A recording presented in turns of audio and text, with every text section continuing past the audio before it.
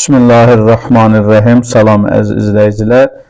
Dünən sosial mediada YouTube kanallarının birində bir müzakirə diqqətimi çəkdi. Deməli, müzakirə əsasən qoyulmuşdu seyidlərlə bağlı. Azərbaycanda seyidlərlə bağlı məsələ müzakirə olunurdu. Seyid var, yoxdur. Ümumiyyətlə, seyidlərin əlini öpmək olar, olmaz. Və adəti üzrə həmən YouTube kanallarından biri, o müzakirəni təşkil edən YouTube kanalı açıq şəkildə ədalətsizlik edərək tərəflərə bərabər vaxt vermədən və birmənalı olaraq bir tərəfi müdafiə etdiyi açıq şəkildə sezilərək, açıq şəkildə görünərək bir cəmiyyət üçün lazımsız müzakirə aparırdı və əslində bu insanların haqqına girməkdir, insanların deməli, təbii ki, deyəcəksiniz, YouTube kanalıdır, kim istəyir baxır, kim istəyir baxmır, kimin xoşu gəlmir, baxmasın və s. Amma bu elə deyil, əslində bu bir media bazarıdır, mətbuat bazarıdır, daha doğrusu məlumat bazarıdır. Məlumat bazarına cəmiyyət üçün nə qədər faydalı olub olmamasına deməli, kateqoriyasına uyğun, daha doğrusu o ölçüsünə uyğun məlumatlar çıxarılmalıdır. Bu ayrı bir mövzudur. Sadəcə mən demək istəyirdim ki, belə bir mövzu əslində bugün Azərbaycan cəmiyyəti üçün nə qədər önəmlidir deməli, prizmasından yanaşmaq istəyirəm. Seyidlər mövzusu, seyid vardır, yoxdur, seyidlərə nəzir vermək olar, olmaz. Bu təbii ki, hər hansı bir qanunla tənzimlənən bir məsələ deyil. Əsrlərdir bu mövzu, deməli, seyidlər var və insanların hər birinin də deməli, bu məsələdə fikirləri fərqli ola bilər. İnananlar da var, inanmayanlar da var, nəzir verən də var, verməyən də var, ziyarətgaha gedən də var, getməyən də var. Amma belə bir məqamda bu mövzunu gündəmə gətirib və bilərəkdən bəzi insanları savadsız və eyni ayələri bir neçə dənə barmaq sayı qədər Qurandan ayə əzbərləyib, bütün verilişlərdə hər gün o ayələri səsləndirən adamları, açıq şəkildə İslama düşmən olduqlarını, düşmənçilik apardıqlarını etiraf edən şəxsləri ilahiyyatçı kimi, Azərbaycan xalqının ilahiyyatçısı kimi təqdim eləmək bu özü bir yanlışdır, özü bir İslam dininə böyük bir xəyanətdir və Azərbaycan Əhl-i-Beyt sevgisi daşıyan Azərbaycan xalqına qarşı böyük bir hörmətsizlikdir. Əziz izləyicilər, mən bu müzakirəni təhlil etmək istəmirdim. Sadəcə bugün mənim qarşıma çıxan bir məlumata görə mən bunu bir giriş olaraq istifadə etdim. Bugün bir elə sosial mediada bir məlumat oxudum ki, Azərbaycanda bir qadın öz uşağının saçını, demək, qız uşağının saçını kəsib satmaq məcburiyyətində qalıb ki, onun pulu ilə o uşağın qarnına bir şeylər deməli, yesin o uşaq, qarnını doyurdursun. Əziz izləyicilər, bütün fərqi yoxdur.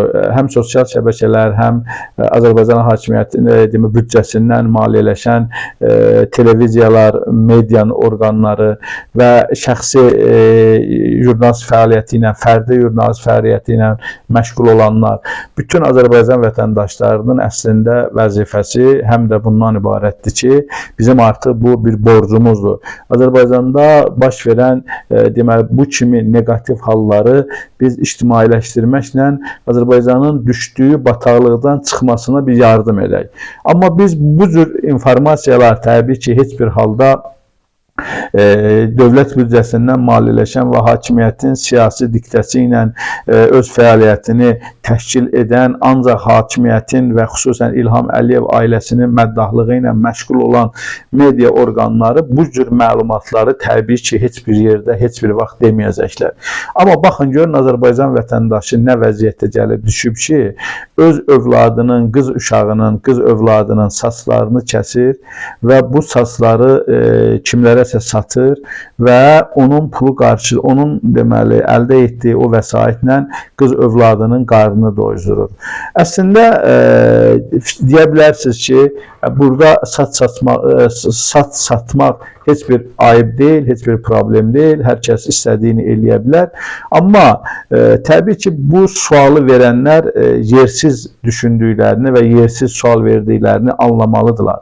Əziz izləyicilər, bu kefdən və yaxud da deməli başqa bir səbəblərdən deyil. Məhz ana öz övladının qarnını doyurdurmaq üçün onun saçını satır. Burada bir görünən məsələ bundan ibarətdir ki, Azərbaycanda böyük bir uçurum yaranıb və bir uçurumun deməli cəmiyyət arasında böyük bir uçurum yaranıb. Uçurumun bir tərəfində cəmiyyətin təqribən 1-2% çox zəngin bir vəziyyətdədirlər. Uçurumun o bir tərəfində isə cəmiyyətin təqribən 98-99% acınacaqlı, acından ölə biləcək və yaxud da acından ölmək üzrə olacaq səviyyədədir. Əslində bu hadisə ilk öncə bunu deməyə əsas verir və Azərbaycan cəmiyyətinin vəziyyətini bu cür təhlil etmək diktə edir ki, Azərbaycan cəmiyyəti 1-2% ola bilsin ki, 1-2% yaxşı yaşayır. Hətta biz son günlər gördük ki, bəzi restoranları nümunə gətirirlər ki, güya Azərbaycanda Bakıda restoranlardan oturmağa yer yoxdur və s. bəzi maşınlar filan.